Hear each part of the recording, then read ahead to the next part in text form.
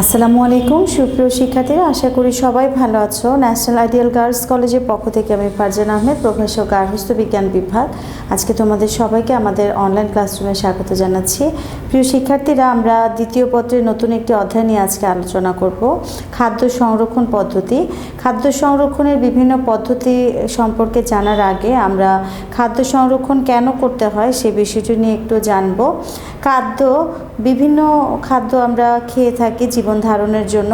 তো এক একটা খাদ্যের ভিতরে অবস্থিত যে রাসায়নিক উপাদান, পানি, এসব কারণে আমরা খাদ্যকে স্বাভাবিক অবস্থায় বেশি দিন রাখতে পারি না। যদিও শুকনো যে খাদ্যগুলো আছে বা যে শস্যগুলো আছে, খাদ্যশস্য, সেগুলো আমরা শুকনো অবস্থায় কিছুদিন রাখতে পারলেও যেগুলো পচনশীল খাদ্যদ্রব্য, বিশেষ করে মাছ, মাংস, বিভিন্ন ধরনের সবজি, দুধ, এ ধরনের খাদ্য উপাদানগুলো আমরা বেশি দিন স্বাভাবিক অবস্থায় রাখতে পারি না।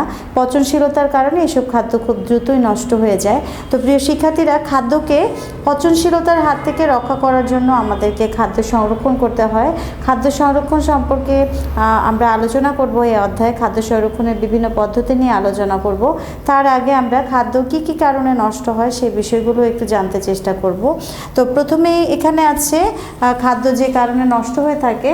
প্রিয় শিক্ষার্থীরা, এখানে তিনটি কারণ আছে। অণুজীবের প্রধান কারণ বা জীবাণুঘটিত কারণ, এটি খাদ্য নষ্ট হওয়ার একটি মূল কারণ। এছাড়া খাদ্যের মধ্যে এনজাইম বা জারক রসের যে ক্রিয়া, খাদ্যের মধ্যে অবস্থিত বিভিন্ন ধরনের এনজাইম থাকে। তোমরা জানো যে এনজাইমগুলো ফলকে পাকতে সহায়তা করে। তো সেই এনজাইমের ক্রিয়া যখন আরও বেশি হয়ে যায়, এনজাইম অনুঘটক হিসেবে সহায়তা করে থাকে। এনজাইমের কারণে অনেক সময় খাদ্যদ্রব্য নষ্ট হয়ে যায়। এছাড়া খাদ্যের মধ্যে অবস্থিত অ্যাসিড, ট্যানিন, এই জাতীয় বিভিন্ন রাসায়নিক উপাদান থাকে, যেগুলো রাসায়নিক বিক্রিয়ার কারণে অনেক সময় খাদ্য নষ্ট হয়ে যায়। তো প্রিয় শিক্ষার্থীরা, আমরা আজকে প্রথমে যে কারণটি আছে, অণুজীবের প্রধান কারণ বা জীবাণুঘটিত কারণ, এই বিষয়টি নিয়ে আলোচনা করব। আমি তোমাদের আগে বলেছি যে আমরা নতুন একটি অধ্যায় নিয়ে আলোচনা করছি আজকে, যেটি দ্বিতীয় পত্রের অধ্যায় 14, খাদ্য সংরক্ষণ, এই অধ্যায়ের নাম। এই খাদ্য সংরক্ষণ অধ্যায়ের আমরা যে টপিকটি নিয়ে আলোচনা করছি, খাদ্য নষ্ট হওয়ার কারণ, কজেস অফ ফুড স্পয়েলেজ। প্রিয় শিক্ষার্থীরা, যেটি বলছিলাম, আমরা প্রথমেই খাদ্য নষ্ট হওয়ার যে প্রধান কারণ, অণুজীবের কারণে বা জীবাণুঘটিত কারণে খাদ্য নষ্ট হয়ে থাকে, সেটি আলোচনা করব। তোমরা জানো আমাদের চারপাশে বিভিন্ন ধরনের অণুজীব রয়েছে, যেগুলো খালি চোখে আমরা দেখতে পাই না। বাতাসে, মাটিতে এবং আমরা যে বিভিন্ন রাসায়নিক উপাদান সমূহ আমাদের চারপাশে ঘিরে আছে। তো এখানে এই যে অবস্থিত যে বিভিন্ন অণুজীব, এই অণুজীবগুলো খালি চোখে ভেসে বেড়ায় এবং খাদ্যের মধ্যে এগুলো বিক্রিয়া করে খাদ্যকে অনেক সময় নষ্ট করে ফেলে। তো আমরা এই অণুজীবগুলো খালি চোখে দেখতে পাই না। এদের মধ্যে যে অণুজীবগুলো রয়েছে, একটা প্রথমে আছে ইস্ট, তারপর আছে ছত্রাক, তারপর আছে ব্যাকটেরিয়া। এছাড়া খাদ্যকে নষ্ট হওয়ার পেছনে প্রভাবিত আরও কিছু কারণ রয়েছে, সেগুলো নিয়েও আমরা আজকে আলোচনা করব। প্রিয় শিক্ষার্থীরা, একটু লক্ষ্য করবে, খাদ্য নষ্ট হওয়ার পিছনে প্রভাবিত আরও কিছু বিষয় রয়েছে। খাদ্যের উপাদান, আর্দ্রতা, তাপ, অক্সিজেন এবং অম্ল বা ক্ষার। প্রিয় শিক্ষার্থীরা, খাদ্যের উপাদান বলতে এখানে তৈরিকৃত খাদ্য কোন কোন উপাদান দিয়ে তৈরি, কিভাবে তৈরি হয়েছে, কোন ধরনের তাপমাত্রায় তৈরি হয়েছে, কিভাবে পরিবেশন করা হচ্ছে, এই সব বিষয় নির্ভর করে। আর্দ্রতা বলতে খাদ্য যেখানে রাখা হচ্ছে বা খাদ্য যেখানে সংরক্ষণ করা হচ্ছে, তার সঙ্গে সঙ্গে বাইরের পরিবেশের যে বা আবহাওয়ার যে আর্দ্রতা, সেটিও অনেকটা নির্ভর করে। যেমন গরমকালে খাদ্য দ্রুত নষ্ট হয়ে যায়, শীতকালে কিছু সময় খাদ্য ভালো থাকে। এছাড়া তাপ খাদ্য নষ্ট হওয়ার পেছনে মূল অনুঘটক একটি বা মূল উপাদান আমরা বলতে পারি।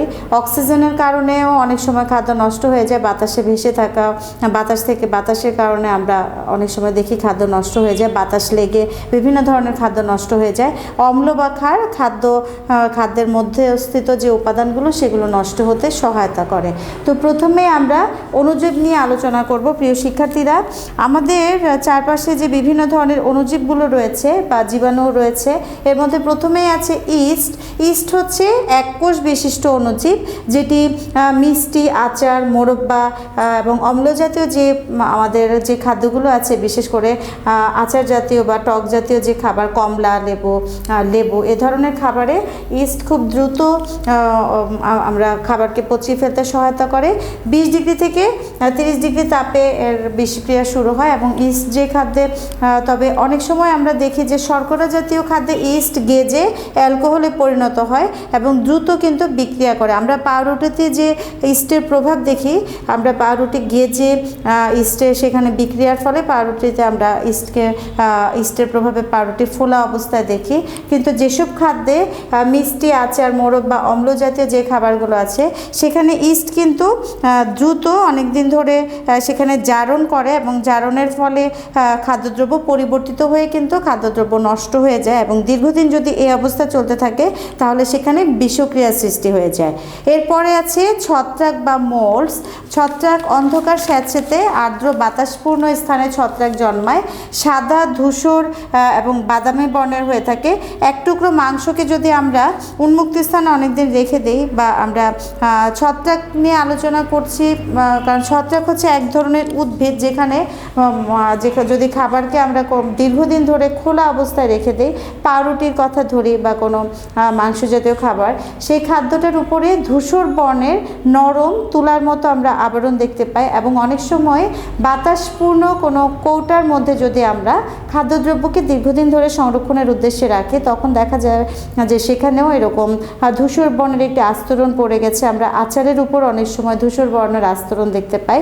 তো প্রিয় শিক্ষার্থীরা, এই যে ছত্রাকের কথা বলছি, ছত্রাক অনেক সময় খাদ্যের মধ্যে বিষক্রিয়া সৃষ্টি করে এবং স্যাঁতসেঁতে অবস্থায় কিন্তু জন্মায়। ছত্রাকের বিস্তার রোধ করতে হলে তাই আমাদের শুষ্ক শীতল স্থানে এবং বায়ুশূন্য পাত্রে আমাদের খাদ্যদ্রব্যগুলোকে সংরক্ষণ করতে হবে। এরপরে আছে ব্যাকটেরিয়া। ব্যাকটেরিয়া এককোষ বিশিষ্ট আণুবীক্ষণিক জীব। আণুবীক্ষণিক এই জন্য কারণ ব্যাকটেরিয়া খুব ক্ষুদ্র ধরনের হয়ে থাকে, যেটা খালি চোখে একেবারেই দেখা যায় না। আর্দ্র বাতাসে এবং উষ্ণ পরিবেশে বেশিরভাগ ব্যাকটেরিয়া জন্মলাভ করে। মাছ, মাংস এবং অন্যান্য প্রোটিন জাতীয় খাদ্যে কিন্তু ব্যাকটেরিয়া জন্মগ্রহণ করে। কিছু উপকারী ব্যাকটেরিয়া রয়েছে, যেমন ল্যাক্টোব্যাসিলাস ব্যাকটেরিয়া, যেটি দই এবং পনিরের মধ্যে অবস্থান করে। সেটি উপকারী ব্যাকটেরিয়া এবং আমাদের ভালো থাকতে সহায়তা করে। আর কিছু ব্যাকটেরিয়া আছে যেগুলো খাদ্যদ্রব্য পচাতে সহায়তা করে এবং সেই খাদ্যদ্রব্যগুলো আমাদের মধ্যে বিষক্রিয়ার সৃষ্টি করে অনেক সময়। ব্যাকটেরিয়ার উৎপত্তি সম্পর্কে যদি আমাদের জানা থাকে যে কোন তাপমাত্রায় ব্যাকটেরিয়া জন্মলাভ করে বা কোন তাপমাত্রায় খাদ্যে বিক্রিয়া করে, সেটি জানা থাকলে আমরা সহজেই ব্যাকটেরিয়া রোধ করতে পারি বা ব্যাকটেরিয়ার জন্মানোর হাত থেকে আমরা কিছুটা সহায়তা পেতে পারি। আমরা খাদ্যকে পচনশীলতার হাত থেকে রক্ষা করতে পারি। কিভাবে সেটা? যদি আমাদের তাপমাত্রাটা জানা থাকে তাহলে এর কম তাপমাত্রায়, এর চেয়ে নিম্ন তাপমাত্রায় আমরা খাদ্যদ্রব্যগুলোকে সংরক্ষণ করলে ব্যাকটেরিয়ার হাত থেকে রক্ষা পাওয়া যাবে। ব্যাকটেরিয়া 3 ধরনের হয়ে থাকে যেগুলো খাদ্যকে পচিয়ে ফেলে। প্রথমে আছে মাইক্রোফিলিক ব্যাকটেরিয়া, যেটি 20 ডিগ্রি তাপমাত্রায় কিন্তু খাদ্যের মধ্যে বিক্রিয়া করে। এরপরে আছে মেসোফিলিক ব্যাকটেরিয়া, যেটি 20 ডিগ্রি থেকে 45 ডিগ্রি তাপমাত্রায়, ডিগ্রি সেন্টিগ্রেড তাপমাত্রায় খাদ্যের মধ্যে বিক্রিয়া করে। থার্মোফিলিক ব্যাকটেরিয়া, যেটি 45 সেন্টিগ্রেডের অধিক তাপমাত্রায় খাদ্যের মধ্যে বিক্রিয়া করে। তো ব্যাকটেরিয়া থেকে উৎপন্ন বিষ আসলে আমাদের দেহে বিষক্রিয়া ঘটায়। এর প্রভাবে অনেক সময় মানুষের মৃত্যু পর্যন্ত ঘটতে পারে। তো প্রিয় শিক্ষার্থীরা, খাদ্য খাই আমরা মূলত জীবন ধারণের জন্য এবং খাদ্য আমাদের দেহে তাপশক্তি, কর্মশক্তি প্রদান করে থাকে। কিন্তু সেই খাদ্য যখন অণুজীবের দ্বারা আক্রান্ত হয় এবং আমরা যখন অনেক সময় না জেনে না বুঝে সেই খাদ্য খেয়ে ফেলি, তখন কিন্তু সেই খাদ্য আমাদের মধ্যে বিভিন্ন ধরনের অসুবিধার সৃষ্টি করে। আমাদের মধ্যে অনেক সময় বিষক্রিয়ার সৃষ্টি হয়, আমাদের দেহে মানুষের মৃত্যু পর্যন্ত হয়ে যায়। আমরা ফুড পয়জনিং নাম শুনে থাকি, অনবরত বমি, ডায়রিয়া ইত্যাদি শুরু হয়ে যায়। তো আমরা যদি খাদ্যকে আমরা আমাদের পচনশীলতার হাত থেকে রক্ষা করতে চাই, আমাদেরকে অবশ্যই খাদ্যের মধ্যে কিভাবে অণুজীবগুলো আক্রমণ ঘটতে পারে এবং অণুজীবগুলো কিভাবে খাদ্যে বিক্রিয়া ঘটাতে পারে সে বিষয়গুলো সম্পর্কে আমাদের জানতে হবে। আজকের ক্লাস থেকে আমরা কিছুটা ধারণা লাভ করেছি। আগামী ক্লাসে আমরা আরও কিছু খাদ্য নষ্ট হওয়ার কারণ সম্পর্কে জানবো। তো প্রিয় শিক্ষার্থীরা অবশ্যই কিন্তু বই খুলবে তোমরা। আর আজকের ক্লাস থেকে তোমাদের কিছুটা যে বিষয়টুকু নিয়ে আলোচনা করেছি তার উপরে তোমাদের ছোট্ট একটি অনুশীলনমূলক কাজ রয়েছে, তোমরা লিখে নাও। খাদ্য নষ্ট হওয়ার কারণগুলো কি কি? অণুজীব ঘটিত কারণগুলো ব্যাখ্যা করো। প্রিয় শিক্ষার্থীরা আবারও বলছি, খাদ্য নষ্ট হওয়ার কারণগুলো কি কি? অণুজীব ঘটিত কারণগুলো ব্যাখ্যা করো।